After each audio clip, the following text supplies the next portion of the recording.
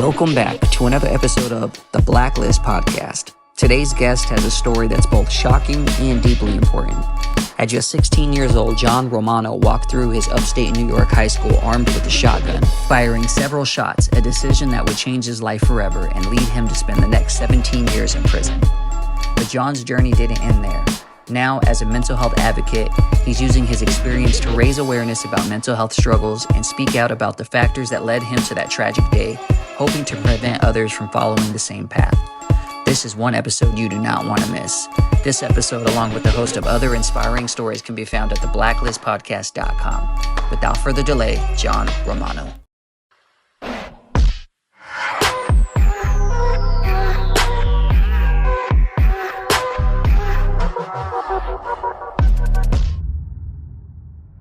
Jon, welcome to the show, man. Yeah, thank you very much. I appreciate you guys having me on here. Welcome to our basement. For those of you watching this, we're in a basement, and we're holding him ransom. Yeah, that's how it feels like at times. He's got to do the interview, and then we'll unlock the doors for it. No, it's cool. Like I said, I've seen, when I saw you on Ian's show, which I was on as well, and it was a very good interview. And then I saw you on, my buddy Todd's from Honeybugs podcast, and so I reached out and I'm like, man, can you connect us? Because I'd really love. You got a wild story, and I appreciate what you're doing now for your advocacy. And excuse me. For your advocacy.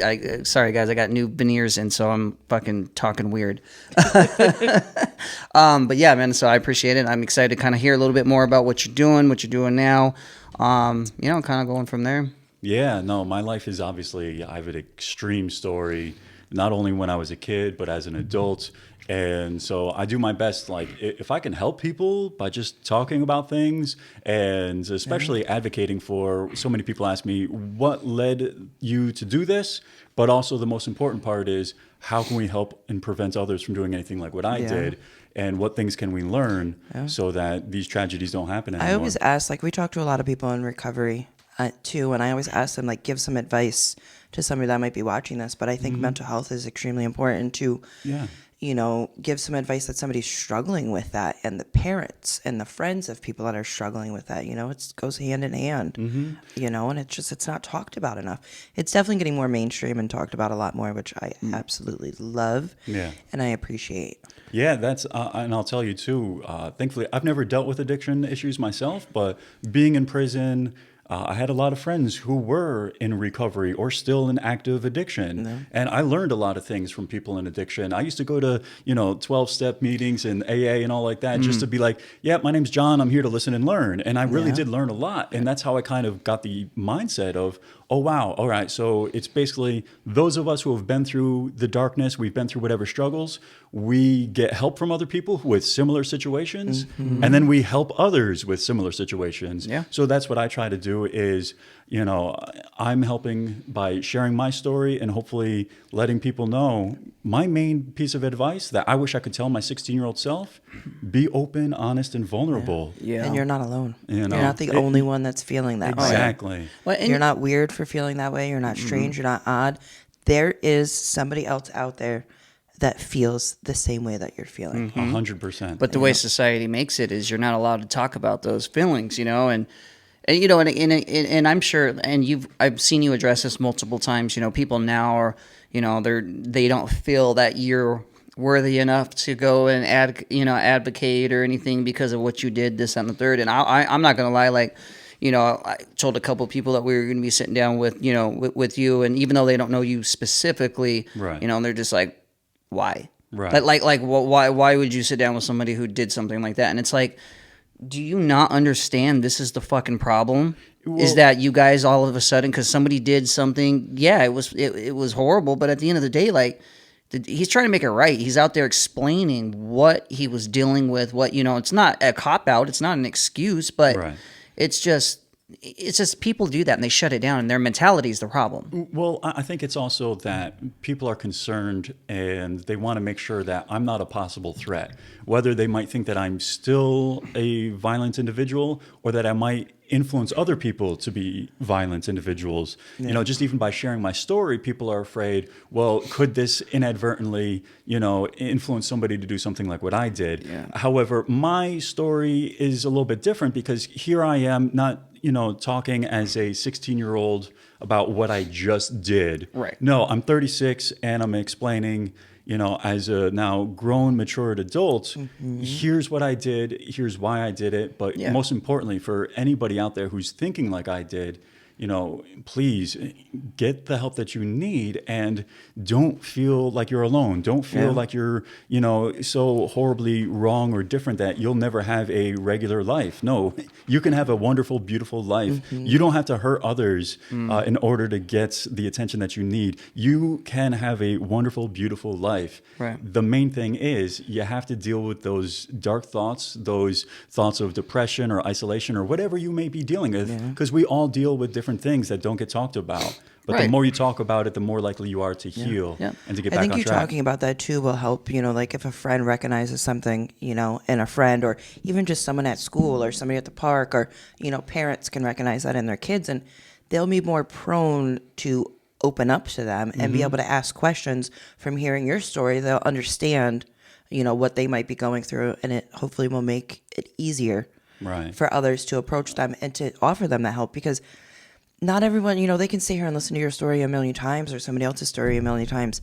It doesn't mean they're going to reach out. Right. You know, so hopefully it helps other people. And that's you know, break those barriers. It's all about starting that conversation because silence is one of the ultimate killers, right? Silence, whether dealing with addiction or other mental health issues, even with suicide, you know, the stigma behind these things is why people don't open up. They don't get the help. They suffer alone in silence. And they either hurt themselves in one fashion or another or possibly hurt other people. Yeah, right. And when we break that silence, we break the stigma and we help make a healthier society. I think it's aware too, like it's not just mental health and addiction. Like I was just telling you about him, like it's speaking about anything. If you're dealing with, you know, a health problem, you may not want to go to the doctors and get answers. Go and get answers. It will help. It's not going to harm you. Reaching out for help will never harm you. People think, you know, oh no, I'm going to get in trouble for this or I'm going to get in trouble for this. No, you will be looked upon with a smile because you spoke up and you're reaching out for help. It's so much better to reach out for help beforehand than afterwards. It's you know, I seen the story the other day. This kid was, I think, 11. You know, and he unfortunately took his life because of bullying. You know, and I'm like, at 11 years old to feel that way. You know, my son's 11, and you know, he was dealing with bullying. And, you know, he broke down to my, you know, ex-wife and was like, you know, he had thoughts of wanting to take his life. And that killed me. Oh, my gosh, that killed me just to know that, you know, that's what he was dealing with at that age, you know. But he spoke up about it. Imagine if he didn't. But, you know, he reached out to his mom. And if he didn't, like, who knows what would have happened. But that's, like, why we do this, what we're talking about, reaching out. Being able to and not feel, you know, but just the fact that like an 11-year-old kid feels that taking his own life is like the only way out. That's really, really sad dealing with mental health and everything.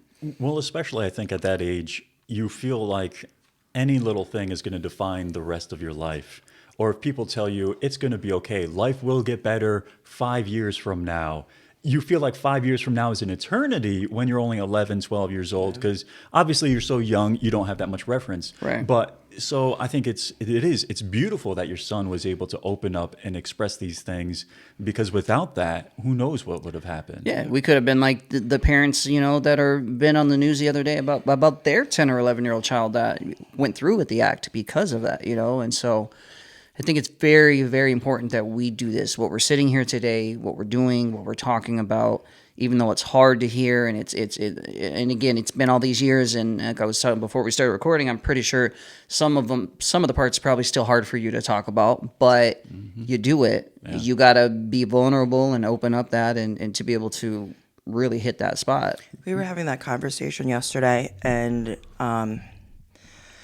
my friend hit the nail on the head, and like the way she brought it up, like, you know, telling kids, like, don't just tell them it'll get better.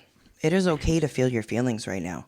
It is absolutely okay. Please feel your feelings. It will hurt less. Mm-hmm. It will start hurting less. And I think just changing verbiage of things will help others. You know, it's, oh, it'll get better. Oh, you know, don't worry about it. Because not a lot of people understand, you know. Like yesterday, my daughter, she doesn't really like being around crowds. So she was having a lot, like she didn't expect all those people to be here. So she wanted to be inside. And, you know, someone was like, no, just deal with it. Just deal with it. Go play. Go play. And I'm like, no. I'm like, come on. We're going inside. I am going to give you what you need in this moment. And once you feel better, then you can come out instead of forcing her into that situation and making her sicker and sicker and making it worse, you know. Understanding and giving, you know, our loved ones that space that they need to heal and then being there for them when it gets better. Yeah. Right. So let's hop into it. Kind of take us back. Let's run it back to the beginning. How was childhood like? Where did you grow up? Yeah. You know, I'm sure a lot of that affected, you know, your mental health and whatnot. Definitely. So, yeah, I grew up in East Greenbush, New York. Small, suburban, middle-class town. Outside looking in, you know, it seems like everything should be great. But my life started off with my father was never a very good man. He literally left my family. We went on a family vacation, and he said, you know what, I'm going to stay back. I'm not really feeling that well. And when we came back, he literally had already moved out. And so I was just about 4 years old at that time. And then on top of that, shortly after that, he didn't want any visitation rights in the beginning. He was just kind of like, nope, I'm out. That's it. That'd be tough. So yeah, eventually he did want visitation rights, and then it was every other weekend. But he was never, like I said, he had a lot of his own struggles and demons that I think generational trauma is a real thing. When our family, when our parents or grandparents are struggling with a lot of things, they pass that along to you. And then at, I would say about 5 years old, I was groomed by another family member and was sexually abused for a couple of years. And I obviously at that age knew nothing about what he was doing to me except what he told me it was. And to the point where I even remember when it stopped, I felt like I had done something wrong because it was told to me that this is what people in love do. So when he stopped abusing me, in my 7-year-old mind, he no longer loved me. I had done something wrong, and he was leaving me because of whatever I must have done to disappoint him. And at that age too, like you want love and you want attention and stuff like that. And if you're not, I'm not saying, you know, like you weren't really getting it, but like if you're not giving them as a parent or as an aunt, uncle, the proper attention, they will take any attention. Well, that's, you know, and that's what we crave. especially with my, you know, feeling like my father had left. Now here's somebody else who's kind of filling in that space, but in a very, you know, horrible way. But it's that attention and Doesn't that matter what it is. validation. Yeah. And yeah, so I do remember specifically being hurt when it stopped. And then it just kind of fell into the background, I think, because, again, I didn't know, it wasn't super traumatic because I didn't know what it was. And then I kind of went on living as a kid, you know. Yeah. I played in sports. I used to love Little League. I was a pitcher. I loved it. All-stars, all like that. East Greenbush had a great sports team every single time. Yeah. I went to Gilderland, and every single time we knew we were having a track meet or a football game or baseball against East Greenbush, we knew we were losing. We knew we were losing. Yeah. So, you know, like, I was social. I hung out with a lot of different friends and everything. Grades were pretty good for the most part. And, you know, trouble didn't really begin until I was probably about 12, 13 years old. And that's when suddenly the red flags start to pop up. You know, first it's my grades start to slowly slip. I went from like A's and B's to a couple of C's. And at this time also, I start drinking with friends. It starts with the, sleepover at a friend's house and having a couple of his dad's beers late at night when the parents are asleep, to, smoking somebody's grandmother's cigarettes and all those things that start off as social kind of, when you're young, trying different things and experimenting with different things, right, to also, oh, this kind of makes me feel better. Right. And also I think at this time I'm more sexually aware of myself and what sex is. And then as I'm looking back on these memories I have as a small child, I'm beginning to realize just what had been happening to me for a while. And that weighed on me, where I began to feel guilt, shame, like I had done something wrong, like there was something weird about me. And if my family, if my friends, if anybody knew about this, they would judge me. They would see me differently. And anytime that I felt like I have all these great people in my life that love me and care for me, well, if they knew this secret of mine, they wouldn't feel the same about me. They would treat me differently, if they would even be a part of my life at all. Like those were the thoughts that I had. And, that was kind of like a slow cancer eating away at me. Yeah. And I didn't know just how common it was either, especially for boys.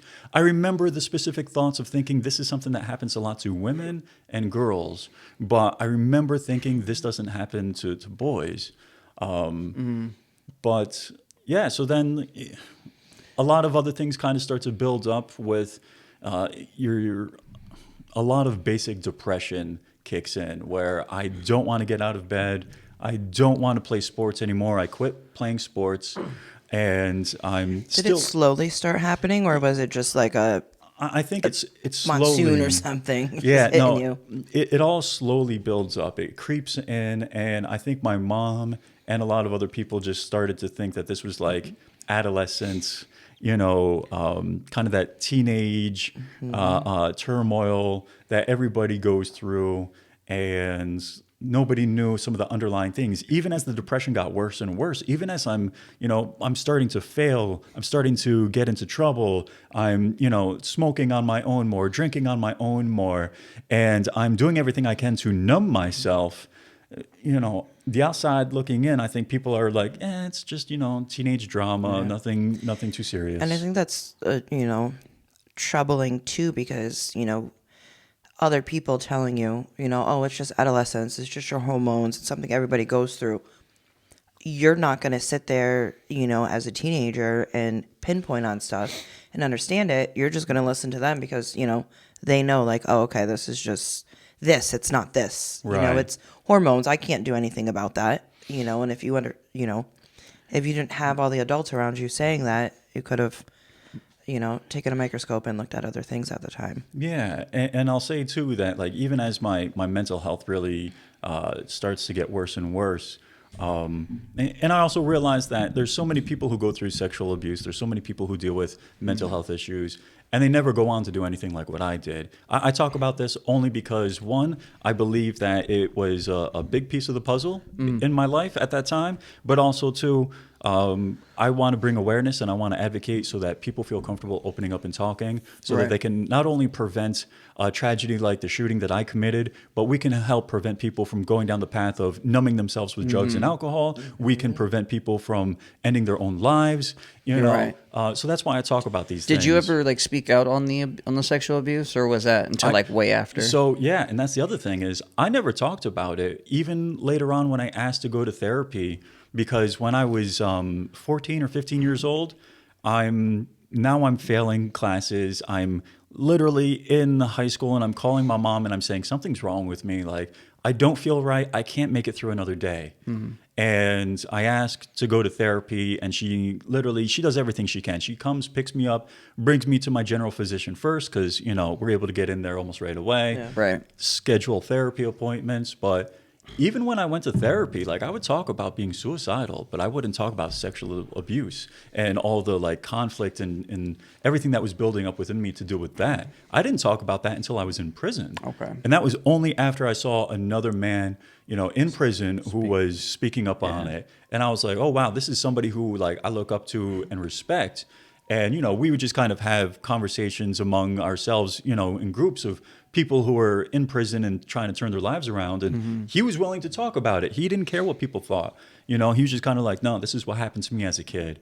And I was like, wow, like if he can talk about it, I can talk about it. Right. And that's why I also find it so important to talk about it. Yeah. That's because awesome you came across it. I know I was 8 when I was first sexually abused, and then it moved on to where I was like 10, but I'm the same. I didn't speak on it until I became an adult. Yeah. Honestly, and it was just like, because that's how I grew up, it was like, you're not able to talk about your feelings that way. Like, it's not okay, and it was just weird, but now I think about it and I'm like, that's really fucked up that somebody, would take advantage of a child like that. But, and I have very, very strong opinions when it comes to, pedophiles and stuff like that. And, I don't care what the excuse is. There's no excuse in the book to touch a child. Like, I really don't. But, it's just, I wish I would have spoke up sooner about it. I was assaulted first when I was 9, and right now I have a 10-year-old daughter and an 8-year-old boy, and I look at them, know his story and my story, and I look at them and I just don't understand what would make somebody do that. Like I don't get it. Like it's out there, it's prominent, but it's also too, I think it's culture. Not for the assault, but it's culture. And then boys, we always teach them, brush it off. You're tough. You're tough, instead of teaching them from a young age. You can be tough, but like I said before, you're going to feel your feelings. We're going to feel our feelings. We're going to work through them, because I think teaching that at a young age, right. Whether it be single digits, double digits, teens, whatever, feel your feelings, help them work through it. Because like you said, sitting here as a 36-year-old, you're a lot different than when you were 16, right. And you've processed things and you speak about things differently. I think that's important, as an adult, to help the young ones learn how to process stuff and work through things. Yeah. And we're their teachers, and we need to help them. I think it's so crucial that we help kids identify their own emotions, but not only help identify them, but how can you work with them? Yeah. Right. Whether it's different, coping strategies, of either, journaling, drawing, even just breathing exercises, physical exercises, things that help boost your mental health and well-being. And, it's so important that kids will also learn how to communicate with each other, and also learn how to communicate about their feelings in a way that can connect with the other person, and hopefully they'll have some progress and, working through the feelings. Right.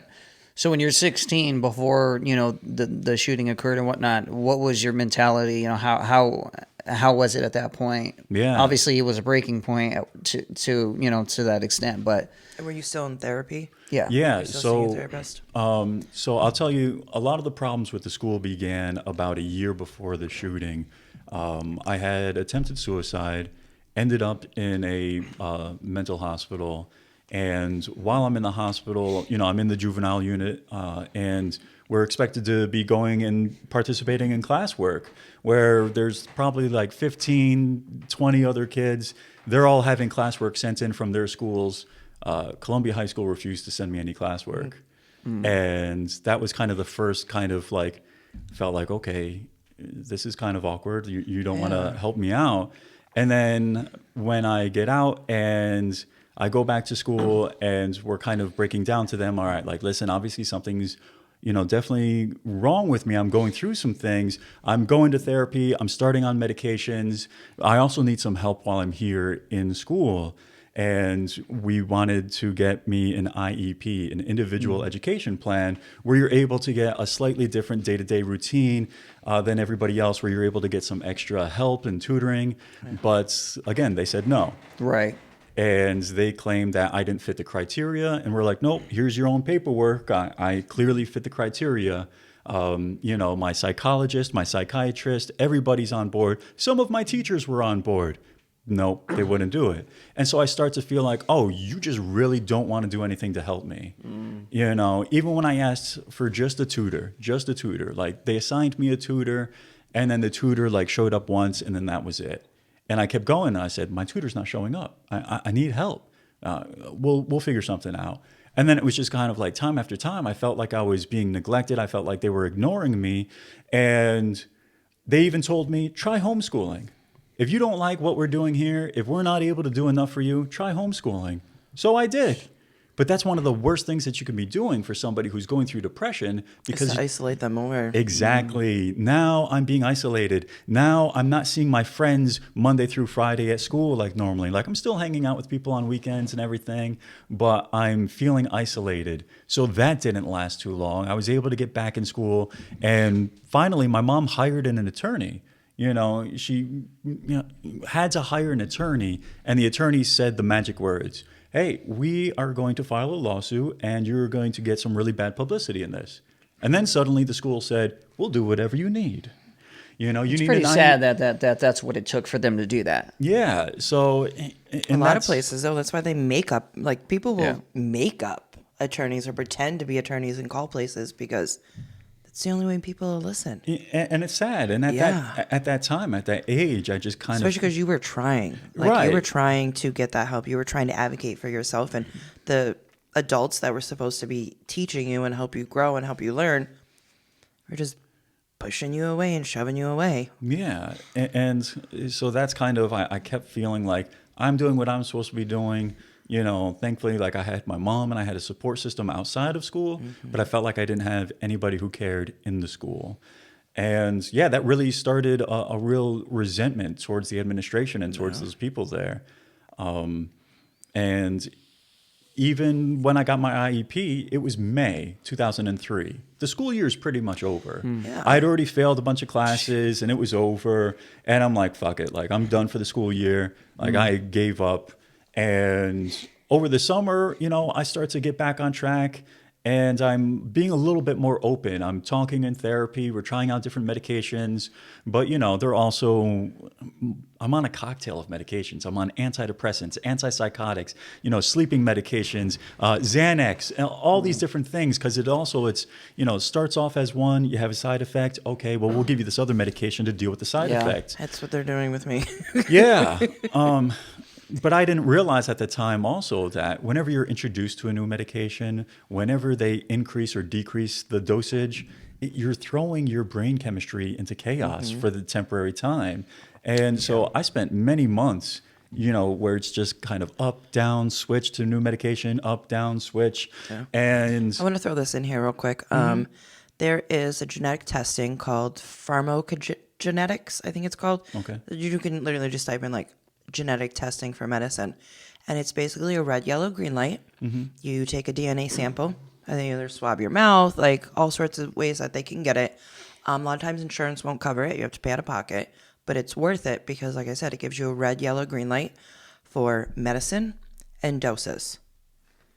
So, you know, as a child or as an adult, when you're trying to figure that stuff out, they make money off of you being the guinea pig instead of sending you for this testing so you know and they know what will work. Yeah. You know, and that doesn't change. It's in your genetics. It'll stay with you for the rest of your life. You know, like I was on a medicine last summer. It wasn't working. I was absolutely fine, but I needed to increase it. I increased it, and it turned me suicidal. If I had that testing, I would have known, okay, I can't increase this. right. You know, we have to try something else. That's really great to know because also back in the early 2000s, and it's probably still the same, the FDA is not really able to do tests on adolescents. Yeah. But you're able to give those adolescents that medication. So when I'm on all these different medications at, you know, 14, 15, 16 years old, these are medications that have not been tested on kids my age. It tells you everything: antibiotics, painkillers, you know, over-the-counter, ibuprofen, Tylenol, everything. It tells you every single medicine that's out there. It gives you a red, yellow, or a green light for it, and then tells you your doses. Yeah. So, Because I think it's important to realize too is, you know, these medications are meant to help maybe with one aspect of your mental health, but it can throw other parts into turmoil. needless to say, though, like I do start to feel a bit better. I start to do a bit better. Even when the next school year starts, fall of 2003, I'm having some problems. And, my therapist, he says, well, listen, you can drop out once you're 16 and you can get, your GED.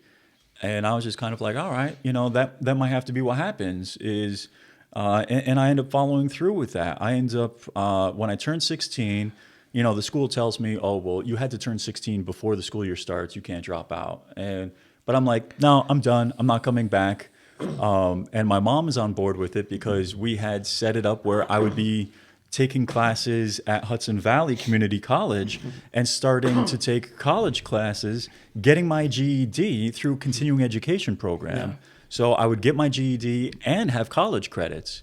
So it was just kind of like, all right, I start to feel better. I start to do better coming off the medications. But I tell people, though, I threw a rug over a hole in the floor. I didn't deal with a lot of the deeper issues going on within me. And then even as I'm doing better, I'm not wanting to admit when I'm backsliding. I'm not wanting to admit, everybody's being like, oh man, we're proud of you. You're doing a lot better. Things are great. And I'm not wanting to admit when I'm still having the suicidal thoughts. I'm still having the moments where I'm like, my life's just not worth living. And it's not so much that, I felt I should be having so much more in life. No, I had good things in life at this time. I had friends. I tell you, I remember sitting in my living room. I'm 15 years old. I've got a few of my friends over and we're just watching a movie. I've got my girlfriend next to me. Everything should be good, but I felt alone. I just felt alone. I felt emptiness. Yeah, it's not an imbalance in the stuff around you. It's an imbalance within ourselves. Exactly, because it's not, that, oh, I wish X, Y, and Z was going on in my life. No, it's just, no matter how much good I had at times, I just felt that nothingness, that numbness. Mm-hmm. Depression is not always sadness. Sometimes it's just emptiness. It's nothing. Mm-hmm. It's that feeling, blah. Mm-hmm. But I say that to say that leading up to the shooting, I am doing a bit better. And one of my older brothers, he's returning from Iraq and Afghanistan. He'd been in the 101st Airborne, and he's getting ready to, finish up his 4 years and be done. And he wants to go hunting. And so that's why, the shotgun comes into play. Is then I'm talking to my mom about it, and at first she's like, "Hell no," But when I talk hunting or shooting up about about hunting, yeah. Right? So, but I'd been around guns before. One of my other brother, he had taken me shooting before. I've been to the shooting range, but as far as having a gun in my house, my mom was very against it. But I went to my therapist and I explained it to him, and he called my mom into the room. And he said, listen, you have your son back. Those are the exact words that we still remember because it was like a light switch went off in her brain. We're like, oh, this was all just a terrible little lapse in time. I have my son back. I don't have to worry anymore. And yeah, she started talking to one of her coworkers who was a hunter. And, next thing you know, the local gun store is going out of business. And she tells me one day, she says, hey, why don't we take advantage of the going out of business sale and we'll go and check out and see what they got. And we went that day. She even spoke with the local police department and said, hey, I have a 16-year-old son. I'm thinking about getting a gun. Is there anything I should know? And I said, keep it locked up. That's all. Other than that, just, that's all that is required. So, yeah, we go and we find something that she likes because she wants to go like skeet shooting and stuff like that.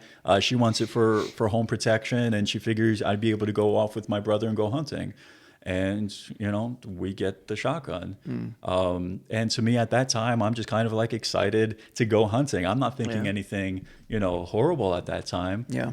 But this actually becomes like a triggering event for me because other people who are still concerned and still love me and are still worried about me, they start to express that, of like, oh man, like, please be careful, please be mindful.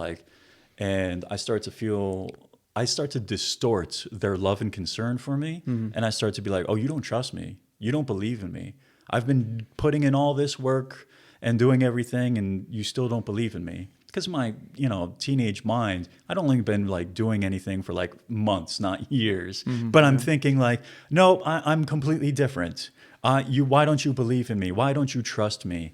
And yeah, unfortunately, I just downward spiral real quick. Literally, Saturday night, I'm out with friends. Monday morning is when the shooting happens. And there was no, like people speculate, oh, well, did your girlfriend break up with you or whatever? No, none of that was going on. And I was just at first like, all right, I want to die. Now I have this gun. Now there's no, missing a vein if I cut myself or not taking enough pills. It's one pull of the trigger and I'm gone. The pain, the suffering, everything is gone. And then it starts to creep into my mind of like, I don't want to do it at home. I don't want my mom to find my body, and I think about going out into the woods. But then there's also part of me that's like, you know what? This isn't my fault. I start to, I don't want to take accountability. This isn't my fault. I'm not the reason for all of this. I put in all this work. I'm doing good. It's nope. You guys aren't helping me. I wanted to blame somebody else for my problems, right? I didn't want to take that accountability. So I wanted to say it's because of them, and I'm going to make sure that they pay. I'm going to make sure that my pain and suffering becomes their pain and suffering. Yeah. And I hate myself for it, but that's what was going on in my mind. Yep. And at that age, that's all you understand. Right. And so then, it was just kind of like, all right, this is how it's going to go. And I knew that I would show up. I didn't have anything seriously planned, but it was pretty much just kind of like, I'm going to show up. I'm going to make sure that everybody knows I'm there. Fire off some shots. I was thinking about like just shooting out windows or, random things popping up in my mind. But I'm like, at the end of the day, I'm going to terrify, terrorize, and traumatize people. And then I'm going to die. But you never had an intention of like a specific target or anything? No, because, I also tell people like I was angry, but I wasn't angry enough to kill. Right. I wanted to be killed. And I knew that obviously in this situation, I'm either forcing myself, I'm putting myself in the corner where I will finally be able to pull the trigger on myself, or the police will show up and they'll definitely put me in the ground. And so it's just kind of that I want to die and I want others to, feel my pain and suffering as I'm dying. And I want them to never forget me. I want them to blame themselves for this. And I hate myself for it, but that was the thought process. And that's, initially how that morning kind of started was I load up, I've got the shotgun, I grab, and I tell people I had 7.5 bird shot. This is not something you use even for home defense. It's one of the weaker forms of ammunition. And I grab a single box of that, grab the gun, put it in its case, grab my book bag, because I figure I've got my book bag and I've got the case is like a hard plastic case that looks like an instrument case, basically. Yeah. And I drove myself in late that day. And, when I walk into school, going right through the front doors, nobody's there. And I walk up into a second floor bathroom and I sit down in the stall, take out the gun, but now I start to panic. Now suddenly I go from thinking about doing this to it's real and I'm panicking. Happening. And I'm like, I don't want to do this. I don't want to be here. I just want to go home. But at the same time, I'm terrified of getting caught on the way out, But I text one or two of my friends and I'm just kind of like trying to get anybody to respond to me. But this is also, 2004, texting and cell phones aren't as common. Mm-hmm. They don't really have their phones out. No. I find out, later on talking with them, like everybody's phone is like buried in their book bag. Yeah. But I could have called my therapist. I could have called my mom. I could have called 911. Right. There's so many different things that I could have done to stop myself, and I wish I had, but I didn't. Right. But yeah, so I'm literally sitting in there for probably like a half hour, 45 minutes. And, like I hear the bell goes off, class is finishing and hallway fills up, bathroom fills up. And I'm literally sitting in the stall and there's people in the bathroom just on the other side of this little stall, not knowing that I'm in there, not knowing what's happening. But again, I'm just kind of like frozen, not sure what I'm doing, what's happening. But then slowly when the bathroom, clears out, the next bell rings, the next class starts. Now I'm just kind of like, all right, I'm alone. I can get out. I can do this. I'm at the point of no return. And I always want to tell people, you're never at the point of no return. Right. Never. You can stop yourself if you're thinking about hurting yourself or anybody else. It's never too late to stop. Yeah. Up until you pull that trigger or whatever, you have every single chance. You have every single chance. Now you said too, like you could have called your mom, you could have called your therapist, 911 and stuff like that. Like,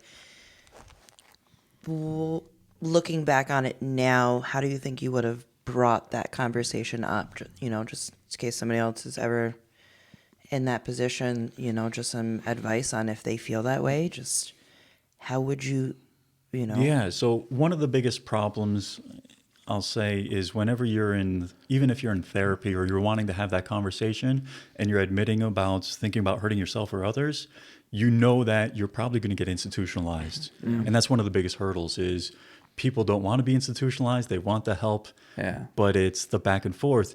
But I'll tell people, 72 hours or a week or 2 weeks or months of being in a mental hospital, in the end, I'm sure it'll be worth it. And you can get your life back on track. You can have your life worth fighting for and living. Because obviously the result is, so many people who are suicidal, they're not so much wanting to end their life, they're wanting to end their pain. And here I wanted to end my pain and I wanted to spread pain. I wanted to spread suffering, which I did, and I'll tell you, I walk out that bathroom and I'm expecting for it to be empty, like hallway and everything like that. But, it's any other school day. There's, I'll tell you, the first kid I run into, he's actually on his way like into the bathroom as I'm coming out. And like he literally freezes in front of me, seeing me there with the gun. I've got the shotgun down at my hips. And he literally freezes in front of me saying, "This can't be happening." Those were exact words. I still remember it. I still remember so many fucking details. And yeah, he just turns around and he runs away. And I just slowly come out and I come around the corner and, I'm looking down the hallway and like down, at the other end of the hallway, probably like 40 feet away, there's two kids. They're coming around. And, they both see me and they both kind of freeze the same thing. They're 40 feet away. I still remember one of them. I don't mention their names out of respect for them, but, one of them, he was a kid that I played Little League with and everything.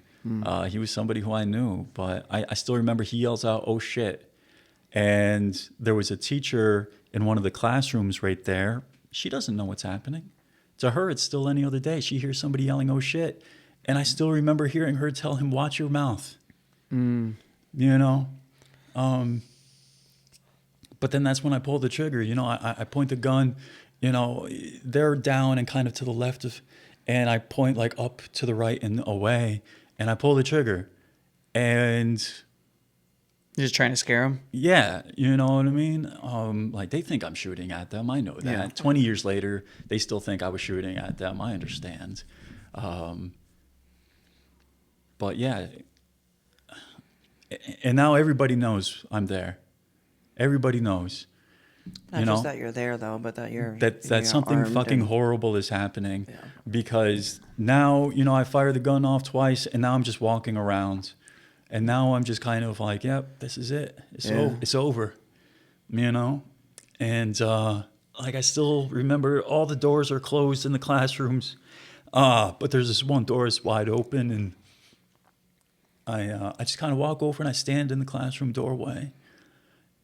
I don't know why. Part of me looking back thinks I just wanted to like see people up close or have them see me. I don't know, but I still remember everybody's down on the ground.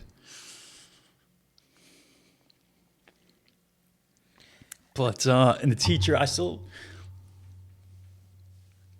going to say something while you gather yourself. The one girl that I mentioned her name earlier, she was in the school that day when it happened. And I can tell you, I talked to her talked to her about it. And obviously the people you came in direct contact with remember it a lot more. Yeah. But it's not a thought in her mind anymore. Yeah. It's not something that's traumatizing her today. Yeah. Like I don't think you hurt as many people as you think you did. or that they're still feeling that pain today. So I just want to let you know that I think you know, it was a big thing, but it impacted people differently. Yeah. The people right there, the people in that classroom, or the people in that surrounding area, because it's a very big high school. Yeah. Some people, I've spoken with a lot of people. Some people heard the gunshots. Most people didn't, because most people are in a different part of the school that never even that knew was kind something of was her happening. experience. She didn't really know what was happening. But I'll tell you, like, you know, I step into the classroom, I see everybody, you know, and I end up just turning around and walking out. And I'm just walking down the hallway, and I'm ready. I'm figuring it's just a matter of time now before the police show up. I'm ready. And as I'm walking down the hallway, the vice principal, he had heard everything, but, you know, not thinking it's gunshots, he's just hearing something, and he comes to investigate what's going on. And he sees me walking away from him, and he comes up behind me, and he, like, you know, kind of like grabs at the gun, you know, the barrel and the stock, and he's just pretty much like on my back, grabbing at the gun. And we start kind of like, we're standing there, and I'm kind of like trying to shake him off me. And eventually, you know, the gun goes off because my finger's on the trigger. And there's another teacher who's coming up behind us. He gets hit in the shin. And I didn't know that I just shot somebody. I didn't know until much later on that I had shot somebody. But eventually I just kind of like let go of the gun, and I literally say, I give up. And then that was pretty much it. Like, he takes the gun, he just kind of like, he's holding on to me, and, you know, he brings me into like a teacher's office, and that's it until the police show up. But yeah, so then I'm arrested, charged, you know, and I end up spending 17 years in prison for it. And No, like backing up, once like it was all done and over with, and you were sitting in the teacher's lounge waiting for the cops, what was going through your mind at that point? I'm completely disassociated. I'm completely numb. I think in order to have done something so horrible, I had to disconnect myself from what I was doing. Yeah. You know, I tell people, I remember the sights, the sounds, the feeling. I don't really remember the thoughts. As I'm, you know, walking out of that bathroom, I don't remember the thoughts, but I remember and I mean, like, the next day, I don't remember the thoughts. I'm replaying everything through my brain, but like, still, even for a long time, I was numb, just completely, totally numb. When people ask me, you know, were you regretful? Not for a while, because I didn't feel anything for a while. You were still trying to process everything. Yeah, I didn't. Yourself, like, it's traumatizing too. Like, you have to be at a certain point in your trauma to be able to, you know, even attempt to take your own life, or, you know, try and hurt other people. Like, you're not there. You're watching yourself like a fly on the wall, just watching yourself just live life. Yeah, and I didn't even realize just how much of an impact I had on people's lives, just how traumatic it was for people. Like, there was no real connection with anything going on around me for quite some time, to be honest with you. I mean, in the biggest thing, and again, it's not an excuse at all, but, you know, you had no intentions of harming anybody or killing anybody. Like, you had plenty of the chances to do it. If you wanted to, you could have done it. And I understand that there's a lot of like back and forth of people saying what my intentions were and were not. I had opportunities. I hate to say it like that. I had opportunities when people were right next to me. You know, that first kid, as I'm coming out of the bathroom, he's literally like me and you. That's how far away he was from me. I didn't pull the trigger. When I walked over to the classroom, nothing stopped me except for me. I could have gone in there and started pulling the trigger. Even with the bird shot, I could have killed people that day if I wanted to, point blank, but I didn't. I walked away. That wasn't my intent. My intent was to, like I said, I terrorized a lot of people. You know, one of those kids that was in the hallway, I mean, he was older than I was, but 20 years later, I know that he's still feeling what I did. You know, his wife reached out to me a while back. He's still feeling what I did. I 100% know that. You know, I can never know what they went through and what the rest of their lives have been like. You know, and I hate myself because that's what I wanted. I wanted that for them. But you wanted to feel, just like you said, you wanted them to feel how you were feeling. That all that hurt and all that pain. You know, it's definitely not the right way to go about it. But like hearing your backstory and stuff like that, like you saying, you know, you said to when you let go of the gun, you said, I give up. I didn't take it, like now sitting back, listening to you and stuff like that. I didn't take it as I give up with a shotgun. Like I give up on life. Yeah. Like I give up. Yeah. Like, I'm not just done in this moment. Like I just want to be done in general. And that's people can take it all different ways. And that's one of the things, though, is now when I work with people, when I speak with whether it's law enforcement, mental health specialists, school officials, it's all about how can we make kids feel like they're heard, that they're seen, and that they have some power and control over their life. Right. Because when people have that sense that they have all of that, they're less likely to do something drastic. Because I'll tell you, and I've talked with a lot of people about this, unfortunately, like when you have a gun, that gun gives you a false sense of power and control. Mm-hmm. And, I've spoken with law enforcement about it, and everybody knows. So for those who feel like they don't have that power and control over their life, which a lot of us don't, some people will say, well, I'm going to grab this. Oops. That's good. I'm going to grab this, and this is going to make me feel like I'm in power. Even if you're not pulling out and using it, some people just want to stay strapped so that they feel like if anything goes down, I can be in control. Right. I can have the power to get out of this, that I'll be okay. Right. And so that's why it's so important that we learn how to communicate with one another and to help people so that people feel like they don't need to grab something else, to give them that sense. Yeah.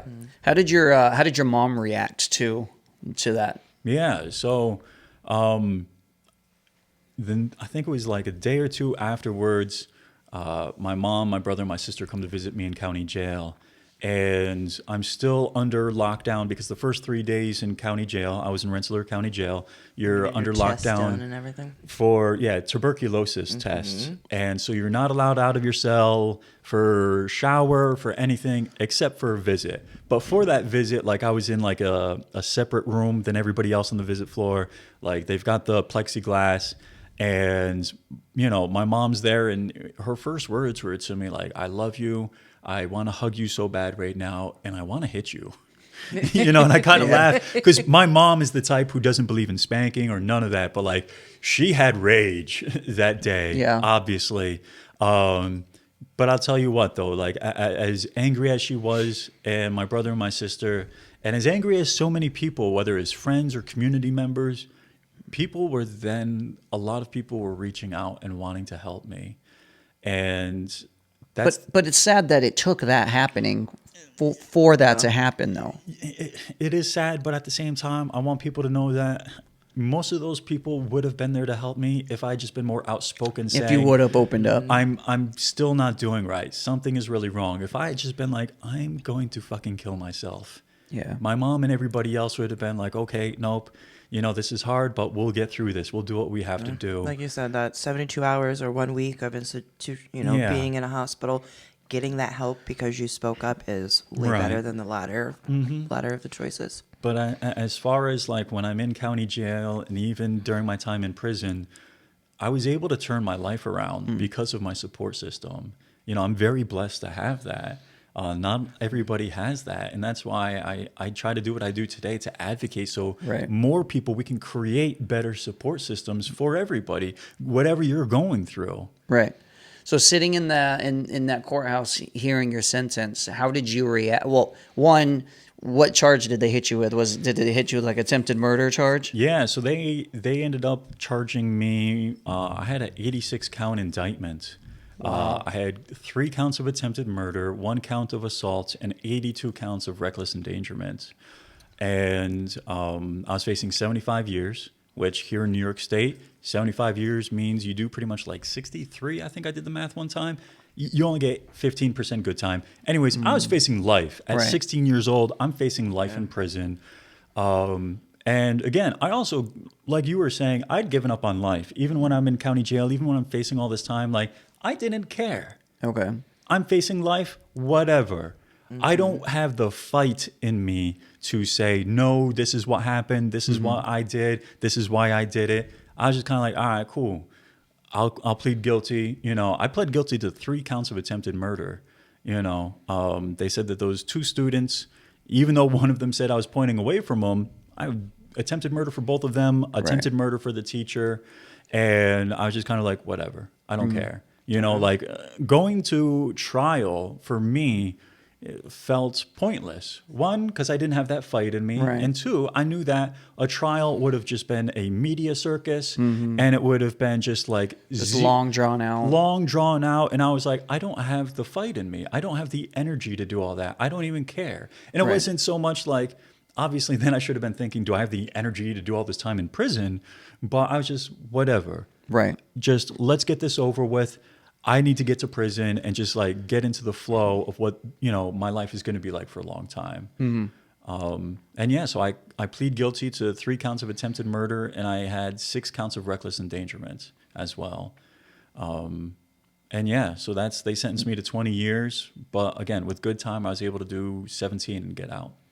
So when you got sentenced to that, like you had no emotion on it? Like you had no reaction to spending 20 years in prison? Like you just didn't care? I was still pretty kind of like, you know, part of me was upset because part of me was still kind of like trying to, again, I didn't realize just how impactful everything had been on so many people.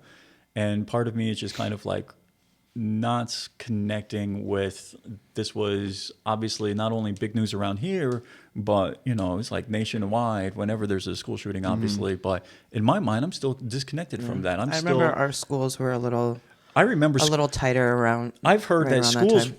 you know, schools in the whole capital district of New York went on lockdown the day of the shooting because then they're afraid of other shootings happening. They're wondering if anything else is planned, coordinated, or whatever. Right. So again, my mind never considered all of that. My mind was unable to really connect the dots and just how traumatic this would be for so many people and the lasting impact that it would have in this area where people obviously reach out to me who go to Columbia High School today, and they reach out to me and they're, you know, concerned about safety at that school 20 years later, even with all the security and all the changes. Our school got tighter, I think, for like 2 days after, and then they brought in extra therapists. And I mean, we're 45 minutes, you know, away from East Greenbush. You know, our school's pretty good distance from it, and we still had, you know, that extra support. And So at what point? So at what point, sitting in prison, did you finally realize, like, oh shit, like this is when did you start getting those feelings? You know, being aware of everything. Yeah.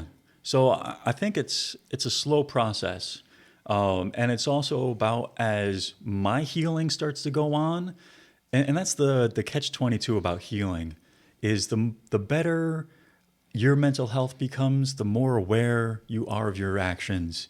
You're more aware of everything you've done in your life. And that's, I think, that as I start to fight to become a better person and to deal with the trauma that I had done to me, I also start to become more aware of the trauma I'd done to others.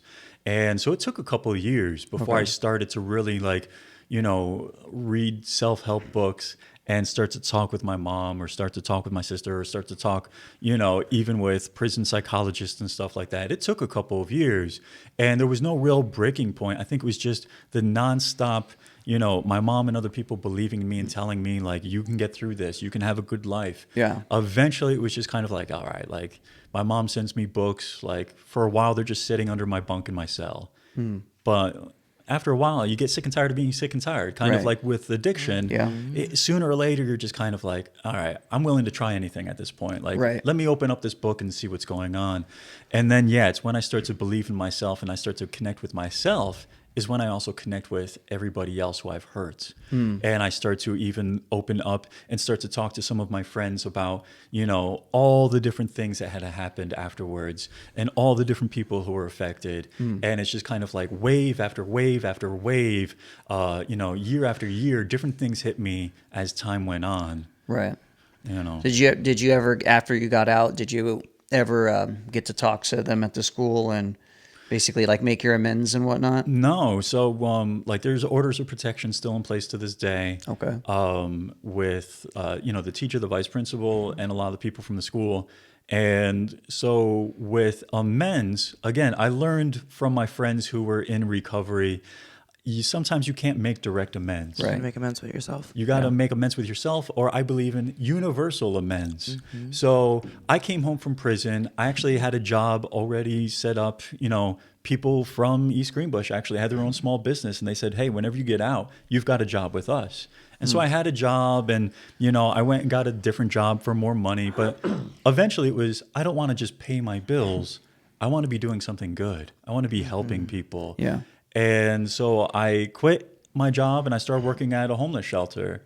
And that was kind of my way of being like, I'm going to help people and I'm going to give back in this way to help the universe kind of become a better place is by helping those who need it the most. Yeah. And so that was kind of my universal amends, was starting with that. And also when I came home, there was a local law enforcement officer who works as a school resource officer, SRO, and he reached out and said, hey, I hear that you're open to talking and trying to help. So I had a great conversation with him and got invited to speak at a local conference where they would be talking about school safety with school resource officers, school administration from all around the area. And that kind of opened up the doors of, I start talking with law enforcement and different people in the field of, here's my story, here's what happened, here's why I did it, and here's what I think can help prevent somebody else from doing anything similar. Right. And it literally went from there with local law enforcement to then the FBI hears that I'm doing this, and then they reach out. And so I start talking with the FBI. They have what they call the behavioral analysis unit. These are the people that do psychological profiling and stuff. And so they reach out and they send a couple agents up here and they interview me for a couple of days. And so I'm able to talk with them and kind of, really try to help them understand. And how amazing was that to get those opportunities? So that was mind blowing. Yeah. But also, then they start kind of inviting me for like Zoom meetings now that they've talked with me, because they were like, if you ever want to help out, like we'd be open to it. And so, I start doing like Zoom meetings with them and some of the other people from the behavioral analysis unit. And eventually, it wasn't until after I get attacked myself, but over the past year, I've been to a couple places around the country, talking with law enforcement, talking with FBI, talking with mental health specialists, and really trying to help people understand why I did what I did. And then they can ask me questions on like, how can they work with kids who are troubled today, and stop them from ever doing anything similar. So it sounds like your mom, and your family was very supportive along the way. What would you say to maybe a parent that's possibly listening that their child, may be dealing with similar certain circumstances? What would you say to them about how they can be, how they can help and how they can support? So one of the first things I say for parents, teachers, law enforcement, for everybody is it's not going to be a one-way street. We want the kid to open up, or we want the person that we're trying to help to open up. Sometimes we got to open up even to the kids. Even, as we were talking earlier, if you have an 11-year-old kid, sometimes you got to open up and share with them some of the things that you went through at that age. So letting them know that they are not alone, letting them know that this isn't going to define you for the rest of your life, and letting them know that, what's that? That you understand. That you understand, exactly. And it also lets the kids know that you can overcome this. I overcame it. Or maybe if you didn't go through something similar of what they're going through, talk to them about some other adult that they know and that they respect. Yeah, your Uncle Bob, he went through this, and this is what helped them. When you open up to these kids, they're more likely opening up to you. It's not a one-way street. You got to make it a two-way street. And then I also tell people a really great technique is called motivational interviewing. So this is a technique that law enforcement and a lot of mental health specialists use. It's all about how can you use open-ended questions and guided questions to help somebody as they open up. Because if you try to tell somebody the answers to their problems, they might not really pay attention to it. But if you ask them, certain questions about like, well, what do you think would help in this situation? Or who do you wish you could connect with and have understand you more? Certain little things like that, as you ask them these open questions and get them to open up a little bit through that, you either are able to connect with them, or maybe they'll give you an answer about somebody else that you can kind of mediate with and kind of connect with.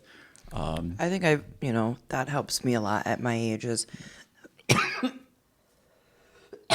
I can sit there thinking about something and trying to work through something, in my mind, and I could be struggling with it for months. And then I talk out loud and I speak it out loud to somebody and I figure it out. Yeah. Sometimes that's all we need is somebody to just sit there. Yeah. I can sit here with Jared, I can be struggling with something and I can bring it up to him and have that whole dialogue out loud and I figure it all out and he doesn't even have to say a single word. Yeah. And a lot of times, when you're interacting with kids, again, whether you're a parent or a teacher or whatever, you also have to remember that you're an authority figure in their eyes. They might be afraid of consequences. So sometimes it's also important to let them know that, we're going to have a conversation. I feel like something's going on, but I want you to know whatever is said in this conversation, you're not going to get in trouble for it. Right. Yeah. I'm not going to, punish you. This is a judgment-free zone. You have to create that judgment-free zone. And that's also why it's important to open up first yourself, because it allows them to realize, like, I'm not going to judge you. I've been there myself. Right, right. Me and my daughter have started, I think this will help like other parents too, that like with their reactions. We've started a journal, and if she wants to tell me something or talk about something, she'll write it down and she puts it in her spot, and I, take my time writing back to her, so I'm learning how to, react. Like I've worked a lot on my mental health, but it's helping me, help her. And you don't have to worry about them getting angry in your face or seeing them when they're reading this stuff or learning about these feelings that you're having. You're writing it down, you're putting it down, and then that person can pick it up and write down and react that way to it. And I think that's beautiful because it also allows you and your daughter to have those the opportunity to process what you want to say and how you say it, instead of sometimes we get flustered as we're talking, especially about emotional situations. So having the time to just sit there and write on your own and then being able to pass it off, that can be a lot more therapeutic and maybe easier to process what you're feeling and how you want to say it. Yeah.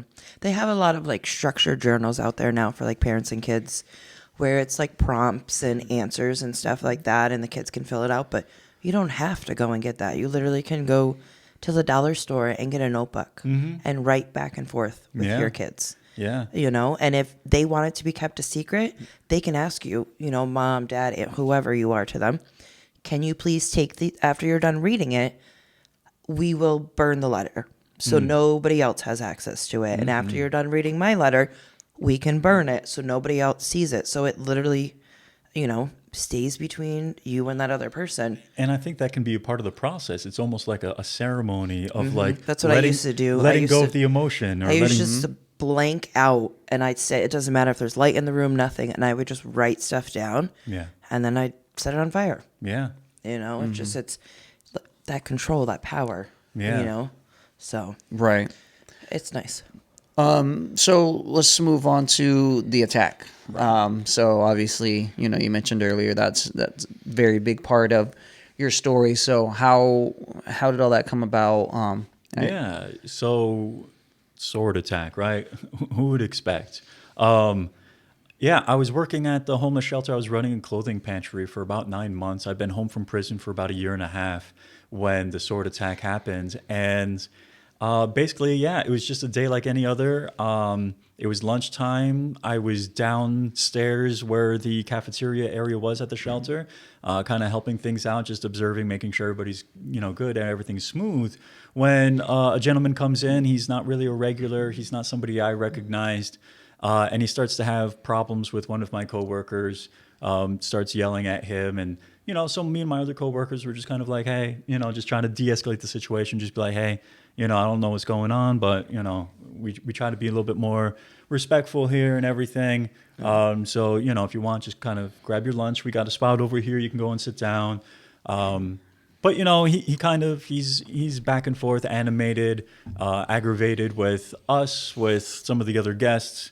And you can only de-escalate so many times before we want the environment to feel as safe and comfortable for everybody else as possible. So eventually it was just kind of like, all right, everybody wants this guy to go. Right. I speak with my boss, and my boss says, yep, nope, let him know he's got to go. So I go and let this guy know, hey, you can come back tomorrow, but you got to leave today. Hopefully tomorrow you're feeling a little bit better and you can come in here and be a little bit more respectful with everybody. And at first he's just kind of like, he just gets super calm and he's just kind of like, oh, okay. And I'm like, if you want to finish your lunch, go right ahead. Just afterwards, please leave. And he's just kind of like, all right. And then he says, hey, can I go get my stuff out of the locker? Because we had like a locker room so people could lock stuff up and not have to carry their stuff with them everywhere. Right. And I was like, yeah, sure. No, it's your property. Go grab it. And so he goes off and I just go and sit back at a table with my coworkers and, some people are standing around. We're just talking and, things like these happen every once in a while. I don't really pay it a whole lot of mind, but my boss comes down a minute later and, next thing I know, I hear him yelling out like, watch out. And I look up and I see this guy coming at me and it doesn't even register in my mind what he has in his hands. Like I'm thinking maybe it's a pipe or something and I'm not registering he's coming for me. And then I black out. I don't remember the initial attack. I got up, ran away. I've actually watched the security footage, which was very hard to do, but it was also therapeutic in a way because I was kind of upset that I couldn't remember and I wanted to fill in the blanks. Process. So he came right at me and he starts swinging right at me and I'm kind of like ducking and dodging him as much as I can while sitting down. And eventually like I go to like stand up to run away and I put up my hand as I'm standing up and I almost lose my hand. But it protects my head, but I'm still able to like run away. But as I'm running for the stairs, he's running behind me. And then there's like the big heavy, door at the stairway. And as I'm pushing that open, that's when he's able to catch up to me. And he starts hitting me in the back. And I'm able to kind of like make it up a few steps and fall. But then as I'm lying on the stairs and he's at my feet. But I've kind of got the higher position now and I start just like kicking him, like right in the face. I joke around with people. I've got a messed up sense of humor. He did need a couple of stitches. I'll take it as a win. But, so I'm kicking, because like he's already almost cut off my hand and I know like he's coming for my life. Right. So I start kicking at him and that's when he starts chopping up my legs. He just starts swinging at my legs and... Was it a machete or like a sword? So they're like some like small swords. They're technically swords, I guess, because it like the handle, I guess, is different on a sword versus a machete. And yeah, so, he just starts swinging wildly at my legs and just blood and bone just start, flying. I know you shared the body cam footage the other day and it was saying, like your ankle is almost... We watched it yesterday and it was like your ankle was hanging off and your arm was almost... Your hand was almost severed through and all that. Yeah, because at the end of the day... You sounded, though, like when they... when paramedics and stuff like that were all there, you sounded calm. So I went into shock. People ask me, did the sword attack hurt? And it might sound like a silly question, but I get asked this all the time. Oh, I bet, yeah. The reality is... the body goes into shock. I'm sure it hurt in that moment. I blocked it out because I don't even remember yelling and screaming, but I've talked to people who were there, obviously, and, I was. But I will say, like, after all was said and done, like, I did all I could to, like, kick at him, even as my legs are falling apart. He walked away and went and grabbed a second one. Yeah. He had two swords then. He comes back at me and I'm still like, now at this point I can barely even hold up my legs, but I start basically just like covering up. And that's what saved my life, because he's swinging for my head as I'm lying there. And that's why my arms are so messed up is because that's, I'm literally just lying there like this. And he was yelling for me. I still remember he's standing over me. He's yelling like, move your hands, but, is it to this day, like what triggered it? Does anybody know? No, like he was just upset that he was being kicked out, and he had a problem with me, I guess, because I was the one. He didn't know my name. He didn't know anything about me because then people also ask, well, was it related was to it that? related to the shooting? Yeah. He knew nothing about that. I've seen him, the body cam footage of him talking with police and everything. He never brought it up. He never brought it up in court. He didn't know my name. He knew nothing about me. Okay. Just You know what I upset mean? him on the wrong day. He was just upset. And again, so I get it. He was mad at the world about his situation, about being homeless. And, apparently he had been trying to go through the process of getting his birth certificate and all like that. And he was just getting mad and mad and mad. And eventually he took it out on somebody who didn't really do anything to deserve it. But to get back to when you talk about the body cam footage that I've shared, where I sound like very like calm, I'm awake and talking with paramedics as they show up. Again, I'm still in shock, but also at that point, I believed I was dead. Like I remember initially I was, for a split second, I'm like, oh my God, I told one of my coworkers that I'm dying. And she's just standing over me, like crying, like, I'm sorry, I'm sorry, I'm sorry. But then like very quickly, like it kicks in, like I accepted it. And it wasn't scary. It wasn't, I tell people I'm not really a religious person, and I didn't think about God. I didn't think about the afterlife. I thought about my family.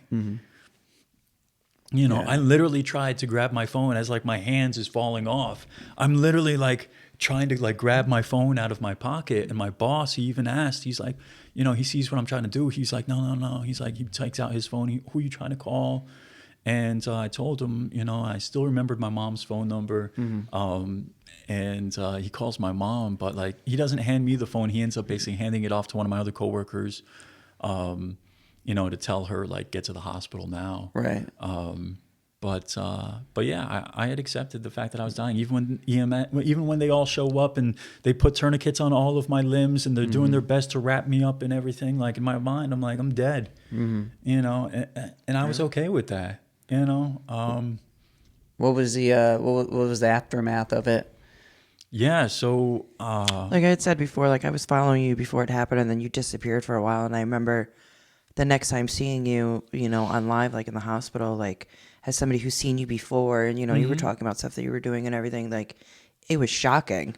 yeah. As an outsider to see what had happened. So I can only imagine, how it felt going through it too. Right, because I'd been on social media before all of this. I'd been sharing my life as what it's like to be in prison, turning your life around, coming home and trying to do good. And then, I get attacked, and I went into a coma for a couple of days. And when, they apparently told my mom they weren't sure if I'd ever wake up. And even when I woke up, they told me, they said, listen, you have all of your limbs, everything is there, but you still might lose, one or two. Because even though they had attached like this hand, I'm sure your tendons are severed and all that. Yeah, that had all been severed. But the problem was, even when they reattached stuff, there was very little blood circulation. Yeah. So even though they Your had body rejecting it. And stuff. they weren't sure whether or not they'd have to just basically amputate, if it didn't take. Yeah. But thankfully things did take. I was in the hospital for a while, and just kind of my family, friends, people from the community, my coworkers, everybody kind of like riled to support me. Even doctors, staff, nurses, they did an amazing job, not just helping me physically, but like mentally. They made sure to spend extra time with me, talking with me, and just trying to like help me through this. And then with TikTok and social media, it was after a while, like my sister came and she said, hey, by the way, like a lot of your followers and everybody are asking how you're doing. And I was like, oh, I haven't even thought about all of that. Right. And so, I started posting again from the hospital and letting people know, like, that very first video, I watched it again recently, and I told people like, I was attacked. I'm in the hospital. I remember watching it, and I'm like, what the fuck? Like you're talking about it like it happened like 10 years ago. Like did it just happen to you like a month ago or something? Like you were just so nonchalant, and like you had accepted it. It's about acceptance. And I told people like, this is what happened, but you know what? Like I'm still here. I'm still going to be sharing, and we're still going to fight for good. Yeah. And I tell people too, even the man who attacked me, right? I forgave him pretty quickly because I realized that forgiveness is not forgetting. Forgiveness is not saying that he shouldn't be held accountable. Right. You know, forgiveness is saying, I'm not going to be angry. I'm not going to be bitter. I'm not going hold on to. to this and let it Forgiveness burden me. is for you, honestly, at the end of the day. Yes, forgiveness is for me. You don't even have to tell the other person you forgive them. Right. I did eventually. So he was charged with attempted murder, but he was charged with attempted murder in first degree. So they said that he had actually, because there was times where he had come back to Right. attack me, that it was basically on first degree level of attempted murder.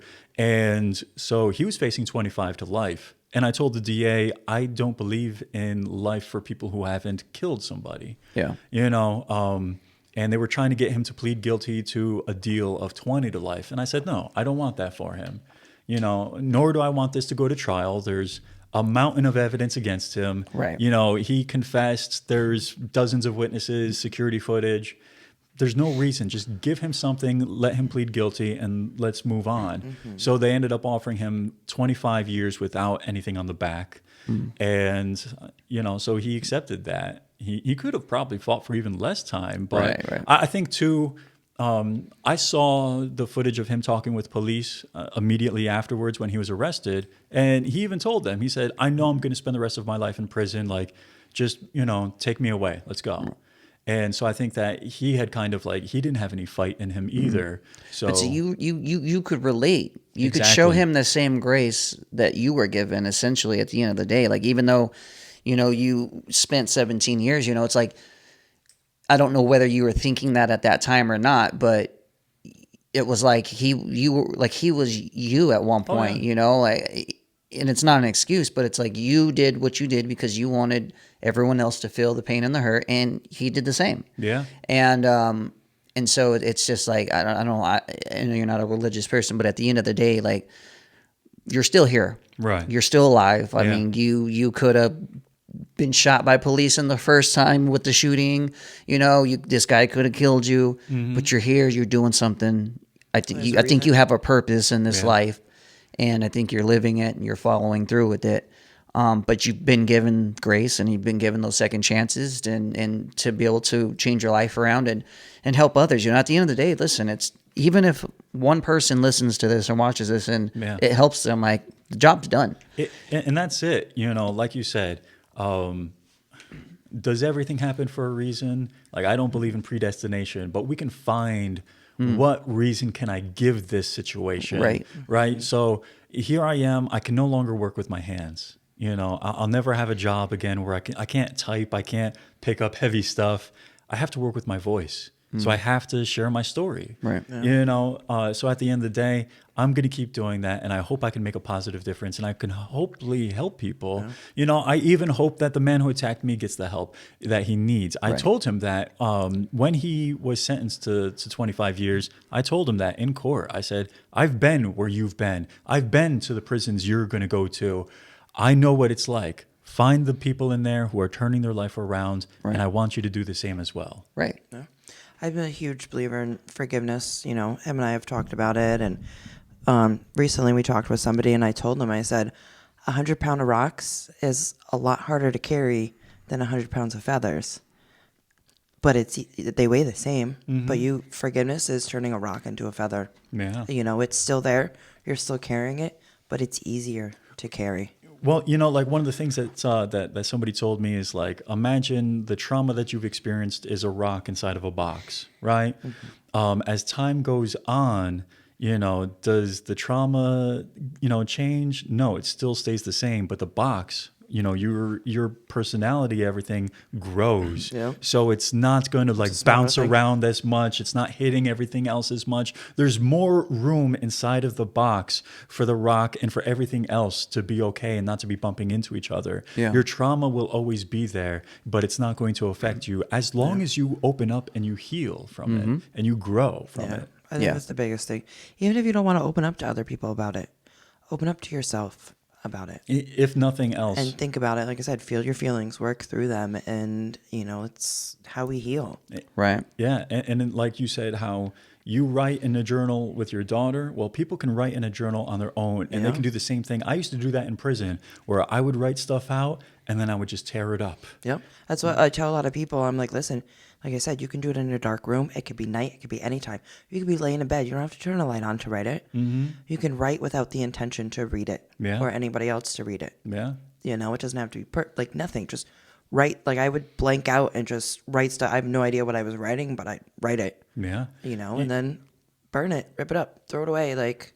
And then if you do get to the point where you feel comfortable enough to share it with other people, Yeah. you know, that can not only help you, but it can help them as well. Yeah. And, you know, I tell people, even for me being on social media, that's therapeutic for me. I'll be honest, getting on there and sharing and talking with people, you know, that's therapy for me. That's like group therapy because I open up and I share my story and my trauma and everything that I've been through.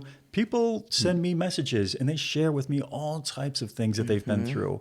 You know, all around the world, I've had people reach out to me and share all types of things, either that they've been through or a lot of people who are in that dark place who are working through those same emotions that I was when I was a kid or that my attacker was before he attacked me. I talk with a lot of people who are going through that. And it's just kind of like, well, if you can learn from my story, like you said, if one person can be turned away from doing something horrible, then it's worth it. Right. You know? So speaking on the social media, for people that do not know, where can they follow you? Where can they support you? Drop those links. Definitely. So on social media everywhere, I go by Jon Seeking Peace, and that's Jon Seeking Peace, and that's TikTok, Instagram, YouTube.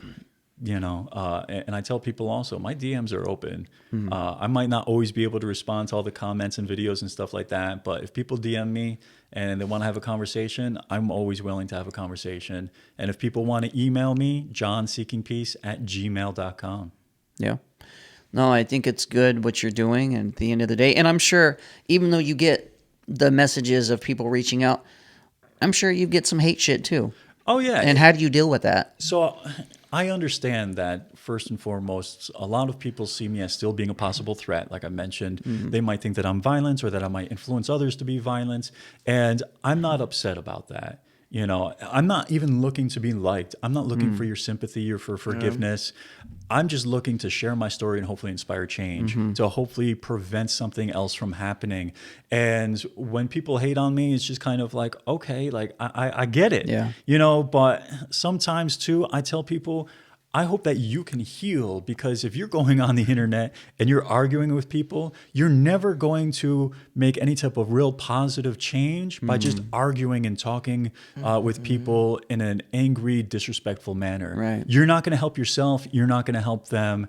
And I tell people that sometimes, like, you're wasting your time. Right. You know, and I think that's what a lot of those people don't understand is it's something for them to do. Some of them get off on that. It's it's something to pass the time, but you could be just doing something a lot more productive. Yeah, with your be time. a solution, you know, not part of the problem. I was going to say productive, not destructive. And that's the thing is, you know, I tell people I was once a part of the problem. Now I'm trying to be a part of the solution. And I understand that if some people, they think that it's best to go a different avenue, well, then you go down your avenue, I'll go down my avenue, and we're all trying to come to the same solution. We're all trying to prevent tragedy from happening. Exactly. And again, there's no right or wrong way to go about what we all do. You know how many mental health and recovery podcasts are out there, you know, and the different avenues of recovery, you know, some are abstinent, some are, you know, cannabis based, some are medical, you know, Suboxone, methadone, all that. We're all trying to do the same thing at the end of the day, which is live and survive. That's it. And if harm reduction, if we can help any sense or form. Right. And if we can help somebody, no matter what the avenue may be, then so be it. But see, we get shit because, you know, we support harm reduction and we support cannabis and this, that, and the third, you know, and I mean, we get it all the time. But it's like, dude, like, there's no right or wrong way to go about it.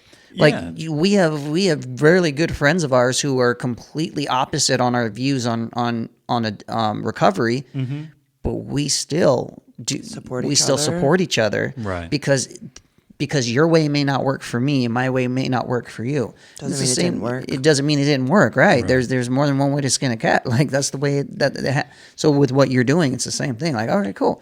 You don't like the route I'm going down. All right, stay in your lane, do you? Right. I'm gonna do me, and at the end of the day, we're doing the same thing.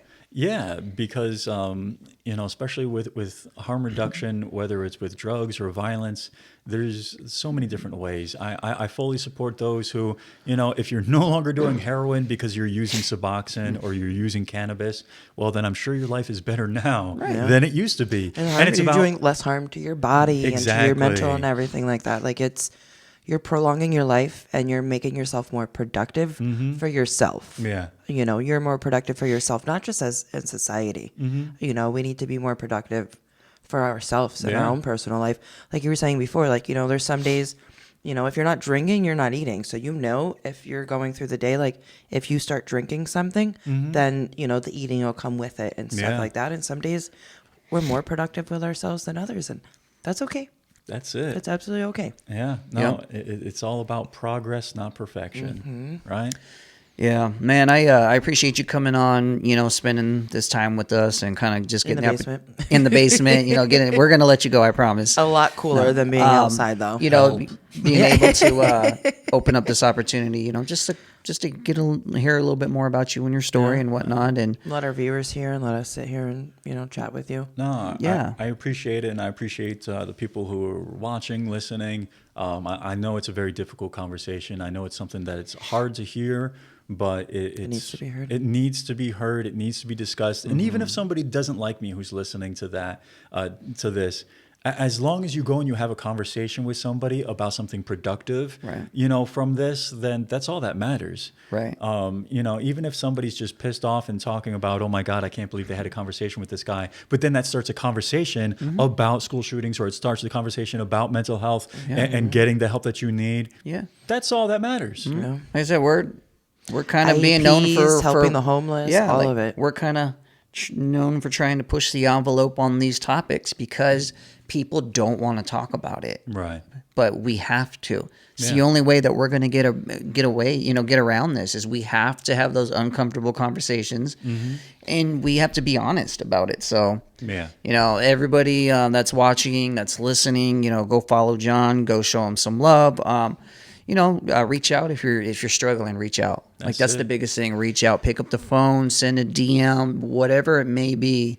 Reach out. I also want to say, if you live in the U.S., you can text or call 988. That's the suicide hotline. And even if you're not suicidal, but you feel like you're getting into that dark space and you're feeling alone, text or call 988. You can get the help you need. That's Absolutely. Awesome. I didn't know about that one. Yeah. So all the links, all his social media links will be in the description. And that's it. So until next time, ladies and gentlemen, we are signing off.